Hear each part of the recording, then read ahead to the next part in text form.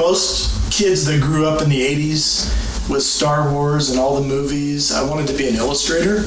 So I trained as an illustrator, and that meant that I had to learn how to use everything from watercolor and gouache to acrylic, casein, oil. So I believe it or not, I've limited that down to watercolor, oil, and acrylic at this point, is what I primarily work in. And I use a lot of watercolor on location when I'm painting in the field. And acrylics I tend to use for the more stylized and semi-abstract work. And the oils I pretty much reserve for the more representational and realistic work. And so, a lot of my work has started or completely finished on location. I don't really use the term plein air, but that's what it is. I mean, I'm working on location in the field, and I think that that's a great place to study color, and I think that's a great place to study value. And then if you get that down and you get where you're pretty adept at that, then you can go into the studio and use photo reference effectively. And I think part of that is just going through the illustration training that I did. We learned a lot of the tricks of the trade that the old-time golden age illustrators used. And it's really pertinent for the Western and wildlife and landscape work that I do. Like, a lot of those techniques transfer right over. And so it's been a pretty easy transition. Growing up where I grew up, there were no other artists. There were no galleries. There really was no exposure to art. We didn't have an art program in school. But what there were in the banks and in the barbershop, there were these giant calendars of Remington and Russell's work. And so as a little, very small, young kid, maybe 4 years old, I would look at those, and they just really caught my attention. And I think it was the narrative quality of the storytelling at that time. It really wasn't the paint itself, it was the story. And I got really excited about that.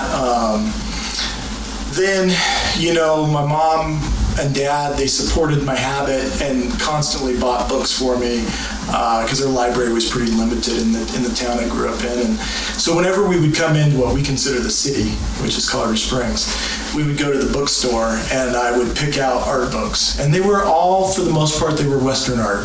I did, as I got a little older and mom and dad would allow me to get the sci-fi books. Frank Frazetta was a big influence for me.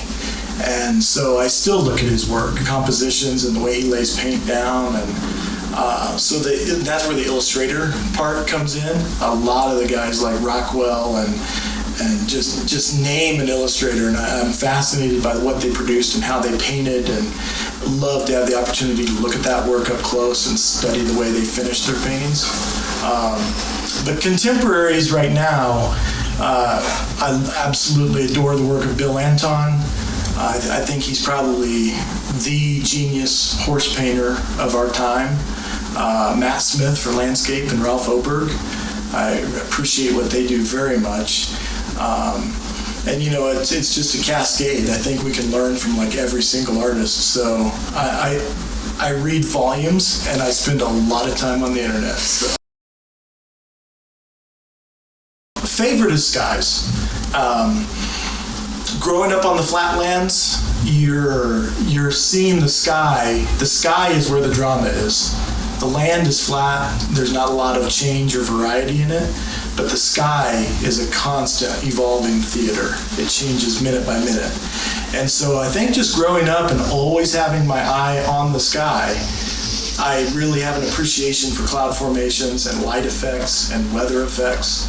And so I really enjoy painting skies of all types. Least favorite, I'm probably like most artists. Hands are always something that it's we have two. They should be the easiest thing in the world to paint because we have two to study, but it's not the case.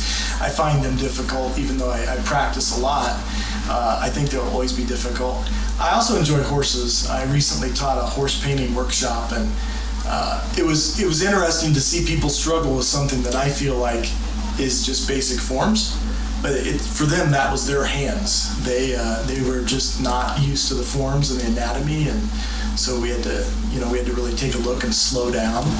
And so I enjoy painting and drawing horses a great deal as well.